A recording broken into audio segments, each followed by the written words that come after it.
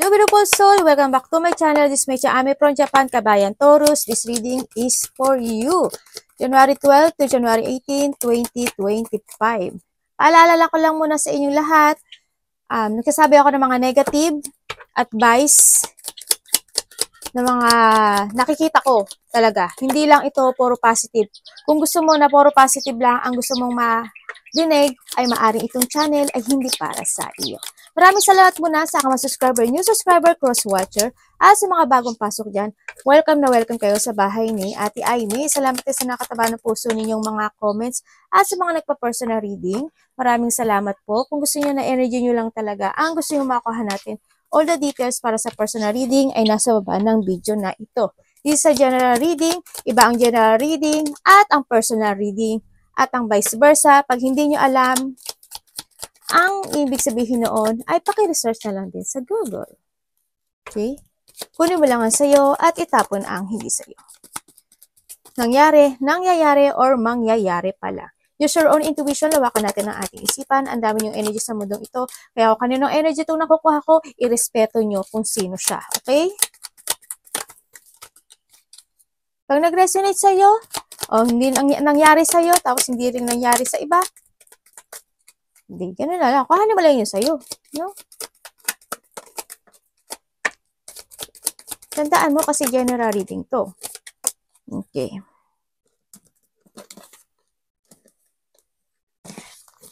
Tingnan natin kay Taurus. Parang may nabasa din ako na may nabasa din ako sa comment section na yung resonate, paki-research nyo din. Parang dito ko ata nabasa yun o sa isang zodiac sign. Baka hindi nyo daw naiintindihan yung resonate din, paki-research nyo na lang din, di ba? Tama naman. Para kay Taurus, vision.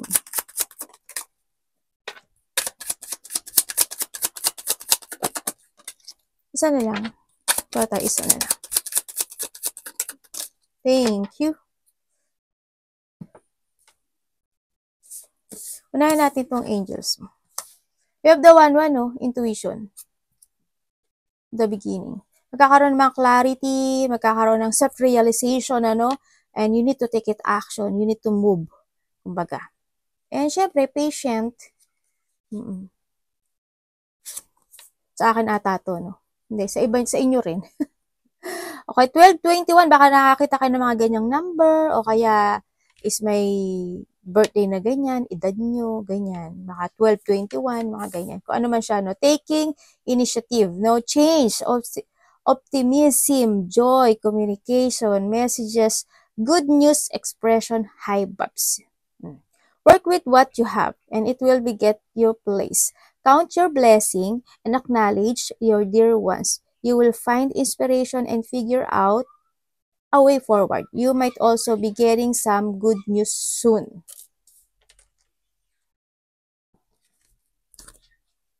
You have the Gavel, or maaaring iba dito is ikaw, no, or your family, maaaring nagkakaroon ng involvement with comes to a law, no. Maaaring may mga gusto kayong ipaglaban na isang situation sa buhay mo, o may mga gusto kang hustisyahan in your life, in your love life, kung ano man yan, no? And we have the Wind Chimes. Peace and harmony. Maaring magkakaroon na ng peace and harmony kasi meron na rin tayong bridge. Successful overcoming a problem. May mga maaring related to dito, di ba? Kung may mga pinagdadaanan kayo na related ang law, ganyan. O kaya magkakaroon na talaga ng 111, di ba? Yan, maaaring magkakaroon na ng mga movement o magkakaroon ng take it action, ganyan. And may mga problema na magsasucess. Siyempre yan, no? Rainbow. The most difficult part of a situation is over. Yan, may mga mag-over o matatapos na mga sitwasyon sa buhay mo. And pay attention to your health. Ikaw o malapit sa puso mo, no? Yan, no? Kung ikaw is nagkakaroon ka ng problema to your health, yan, maaaring masusolusyon na rin siya. And also, we have the key. Successful outcome to your problem. O, the key, alam niyo naman palagi, and the key, diba, nasa sa inyo ang susi ng lahat ng solution. If you want to be success sa buhay mo, nasa sa iyo yung solution. Kung gusto mo magkaroon ng movement o mga pagbabago sa buhay, nasa sa iyo yung solution. Nasa sa iyo yung key. Kung ibig sabihin, binibigyan ka ng taas na nabuksan yung pintuan na yon going toward to a future or to a success, ganyan. Nasa sa'yo lang to kung mag-move ka. O, di ba? Also, we have the sun. Ganun din. Ang the sun, this an opportunity.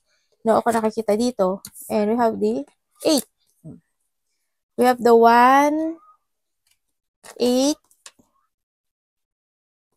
27, and the sun. Ito na. Ito na to. Okay. So, ngayon is, magkakaroon, parang you will receive some information or communication with someone. Ako nakikita sa'yo, no? Maaaring iba sa inyo is may gagawin kayo na fashion nyo. Yan, may mga pagkilos. Kumagahan dito nga si movement, ano?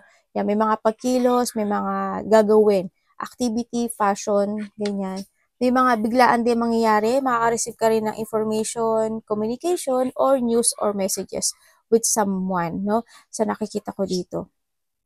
And then, nandito rin na may mga memory, kasi katabi siya, di ba? Ibig sabihin, may mga situation na mga magre-reflect sa'yo, ganyan. May mga situation magre-reflect sa'yo, may mga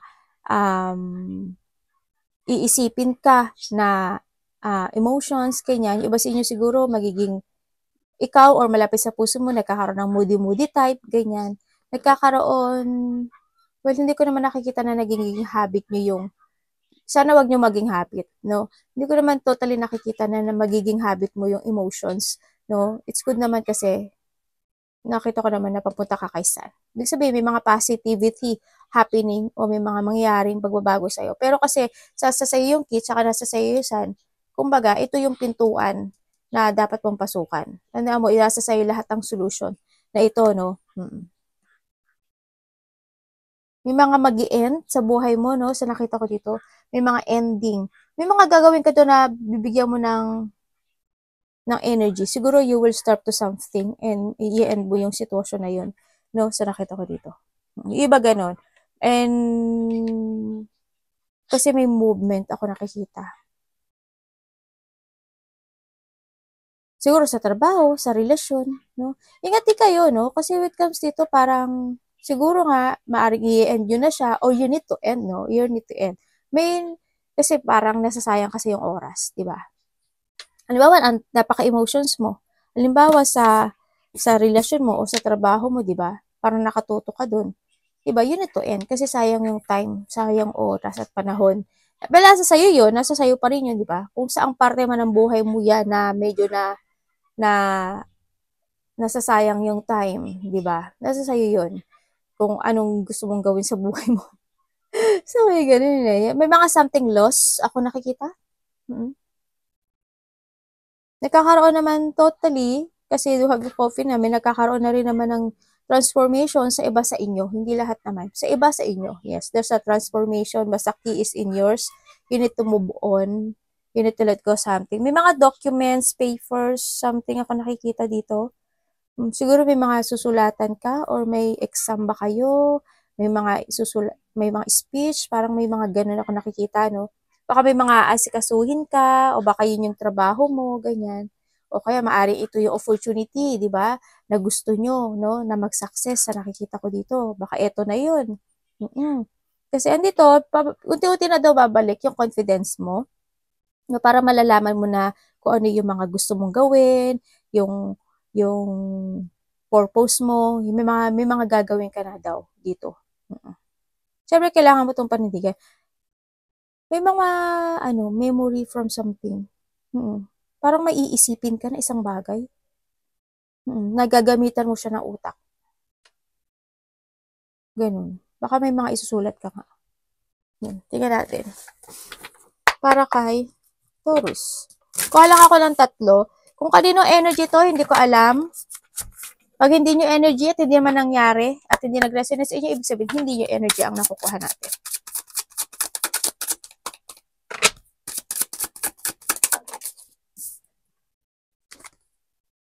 The Judgment. Para kay Taurus, please show me.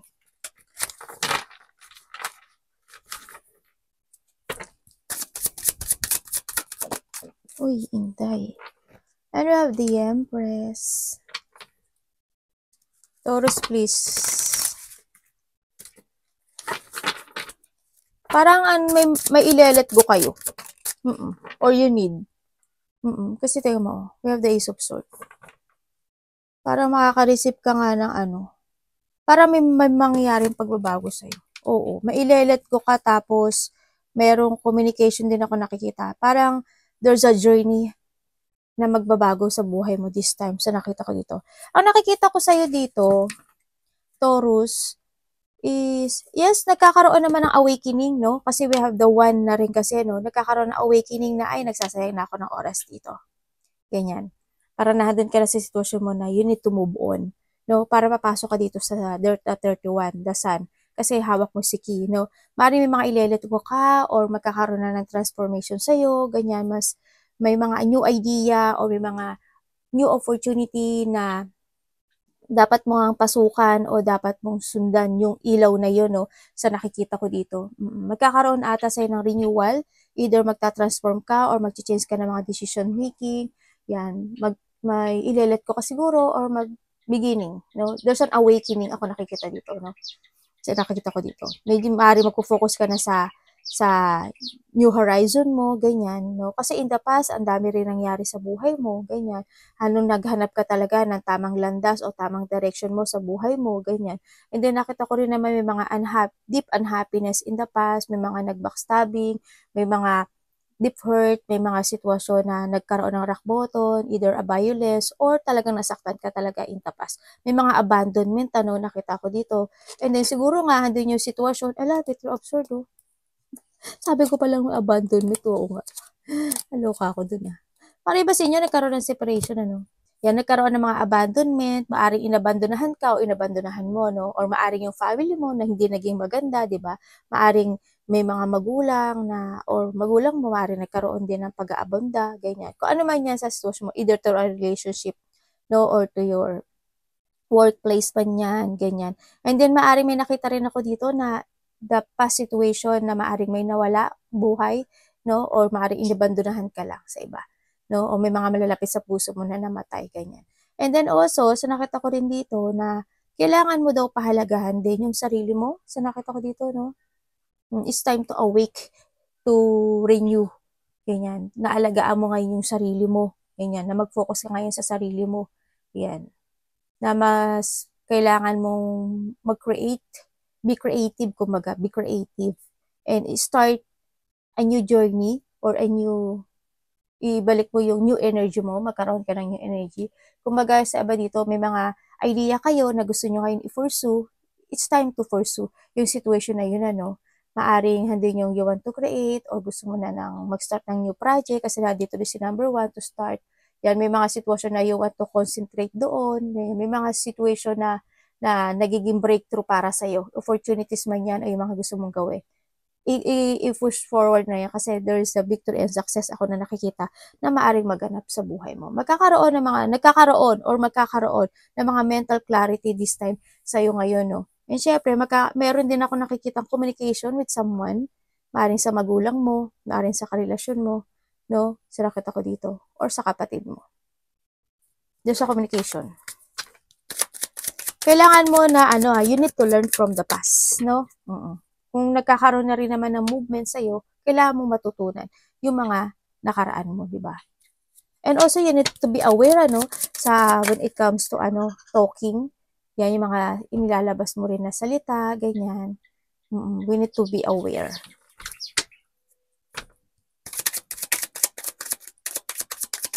May nag-collapse, Parang may nakita kong nag-collapse. Judgment.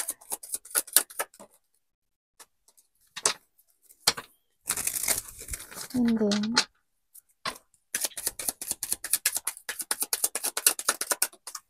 wala, ang layo naman ng card.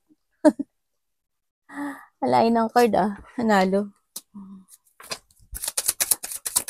Ay, nanalo yung card. Kung saan, tumatapon doon, tumatapon dito. Ay, sorry. Okay. Okay, so nakita ko sa'yo dito, in the past, maaring this is the past, no? Or maarang nangyari na. Kung nangyari na to, it's good. Kung hindi pa man, I don't know. No? Dami yung energy. Sa nakita ko dito, maaring nagkaroon ng isang separation, ano? Nagkaroon ng separation, either to your work, either to a relationship, or to a family. No, nagkaroon ng hindi pagkakasunduan din when it comes to a money, o sa trabaho mo man yan, o sa relasyon. Nagkaroon ng mga paghihigpit, no? Nagkaroon ng mga conflict when it comes to a household, ganyan. Nagkaroon ng mga, kumbaga this is an unexpected na mga nangyaring pagbabago sa buhay mo, no? Sa nakita ko dito, maybe this is the past. And then, handa na yung sitwasyon na iba dito, nagkaroon ng mga financial dispute, problema sa pera, ganyan. Nagkaroon talaga in a burden. And this time naman, nakita ko naman na nagkakaroon naman ng Ace of Cups. Ibig sabihin, yung mga part na yun is nag-aring natapos na, no? Kasi there's a new beginning. Kumbaga may mga nangyayari na nagtapos, na nag-uumpisa na uli, at bumabalik na yung iyong saya this time, na nagkakaroon ka na, siguro mabalik na rin yung confidence mo, ganyan. Andun yung sitwasyon na maari na nagkakaroon ka na ng awakening with something to do things na dapat mo na i-cut yung mga sitwasyon na yun, ano, sa nakikita ko dito. Maari ikakat mo na yun, sa nakita ko dito, to achieve a fulfillment and happiness, ano. And syempre, may nakikita rin ako dito na maaaring may makikipag-communicate sa iyo, sa nakita ko dito, na a part of the family or kasamahan mo sa trabaho o karelasyon mo, ganyan. Para may communication ako nakikita. Andito rin yung iba sa inyo is nakita ko nga. Iba sa inyo, ang nakikita ko dito is ikaw or sa person, ako nakikita dito na they giving you a support and advice, ganyan. Maaaring ikaw to, ganun, to fulfill your happiness, ganyan. Parang may susuporta ata sa'yo or may susuportahan ka para ma-fulfill mo yung happiness mo, yung achievement mo, ganyan.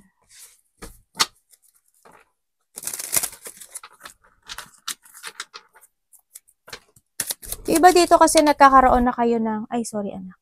Iba dito nagkakaroon na kayo ng construction, no? When it comes to yourself, ganyan. Nagpo-focus na kayo to the future, ganyan. Iba sa inyo, napaka-sensitive no? May pagka-sensitive.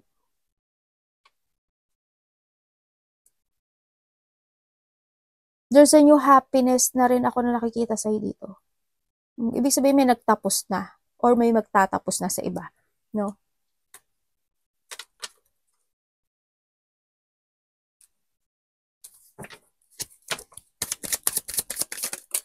Ay, nako, may pupo ang aking yung aking braso.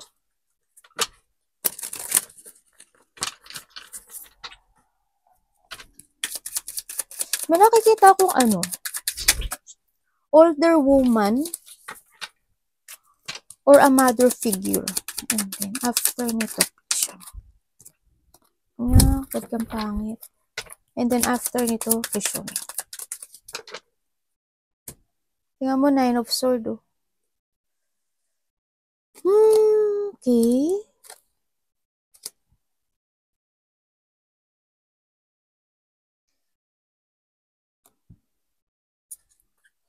Okay, nakikita ko sa'yo dito.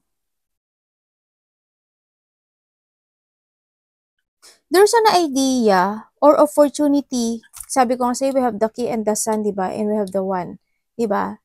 Maaring nahandito yung iba, no? Sa number 8. Kasi, may handito yung sitwasyon na may isang bagay ka na ginagawa sa buhay mo, pero hindi na kakaroon ng growth, no? Sa nakikita ko dito. Para ang nangyayari sa'yo is paulit-ulit na lang yung sitwasyon na yun. Paulit-ulit. Hindi ko nga alam, sa iba sa inyo, maaaring naboboard na rin kayo sa relationship nyo or sa work nyo, ganyan, no? Para hindi na rin kayo nagiging masaya. May mga ginagawa kayo na naboboring na kayo, ganyan. May mga sitwasyon sa buhay mo na parang paulit-ulit na lang na ganito, parang ganun. Ang nakita ko sa'yo. Ganyan, maaring sa pera, halimbawa, paulit-ulit na lang na inibigay mo naman yung hard work and effort mo, pero hindi ka makaipon ng pera, yung mga ganyan. Parang hindi nag-grow. Tapos, halimbawa, sa trabaho mo, parang hindi nag-grow. O kaya, relationship, parang hindi nag-grow. May mga idea ka na hindi na push forward, ano? Kumbaga, nagkakaroon ng failure situation ako nakikita. Ulit-ulit lang. Nagkakaroon dito ng a low of confidence. Nakikita ko dito. medyo mahina kasi yung, yung energy na nakukuha ko. Mari ikaw, or malapit sa puso mo, ganyan. Nagkakaroon ng lack of effort, sa isang sitwasyon mo sa buhay mo. Kasi nandito ka, sa 9 of Swords. Parang nandito yung sitwasyon na parang may mga gusto kang ma-achieve or may mga gusto kang mabagong cycle sa buhay mo, ganyan.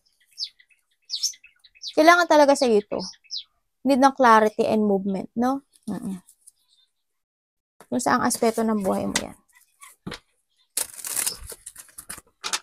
Diba dito nalalack of focus kayo sa inyong mga ideas, sa inyong mga gustong gawin, sa inyong mga changes, ganyan. Tingnan natin.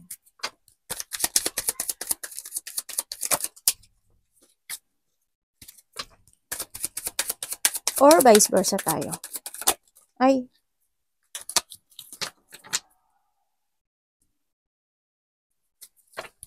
And after this. May problema kayo sa pera? Parang nakita ko na parang may problema when it comes to a money. Money, trabaho, parang ganun.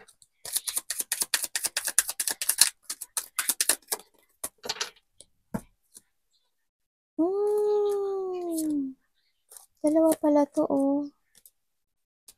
Okay. Sa nakita ko sa'yo dito, yes, there's a new horizon. Ako nakikita sa inyo, Parang, yung iba dito is, I hope, is, nagkakaroon naman kayo ng idea to start a new beginning. Kumaga, nandun yung mga manifestation nyo, na sana matapos na, at makita ko na yung tamang daan ko dito, no? There's a new horizon or there's a new beginning happening naman sa buhay mo. Need mo lang talaga siguro na mag-focus, no? Kumbaga, kailangan mong harapin din kasi yung takot mo this time, no? Kailangan mong mag-decide to choose yung tatahakin mo sa buhay mo. Kasi nandito ka sa sitwasyon mo na nagkakaroon ka ng, difficult decisions in life. Facing a difficult decision in your life. Kailangan yung obstacle na yun is harapin mo. It's time to decide. Nagkakaroon ka kasi ng choices this time.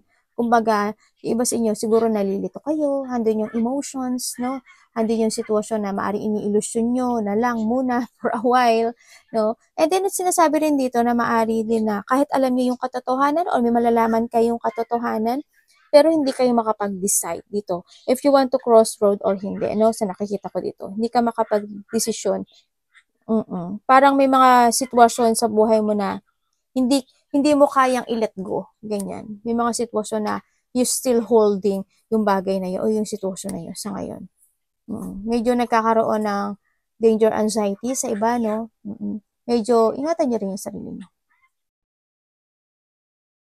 Hindi ko alam kung natatakot ba kayo from the unknown. If you decide na mag-crossroad, parang andun kayo sa sitwasyon no? Sa sitwasyon na yon. Use your mind and intellect. If you want to crossroad, gawin mo, di ba? Kasi nandito naman sabi ko sa'yo, start a new beginning, di ba? This is a time to decide. Kumaga, huwag kang maguluhan, no? Sa nakikita ko dito, huwag kayong maguluhan. You need to decide. Kailangan mo dito ng pagpapasya o yung kailangan mo dito ng logic na organize sa buhay mo this time. You need to decide at magpasya ka na dito, no? Meron din ako nakikita na papers, documents, or ano to?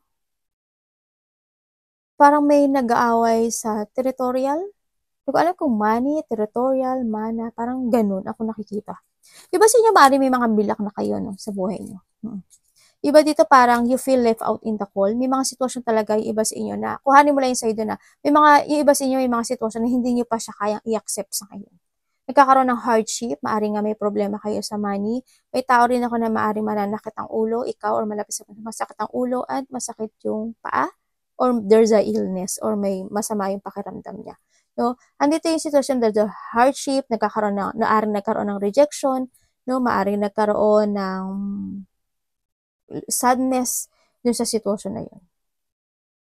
And may mga bagay na wag ka daw magbulag-bulagan.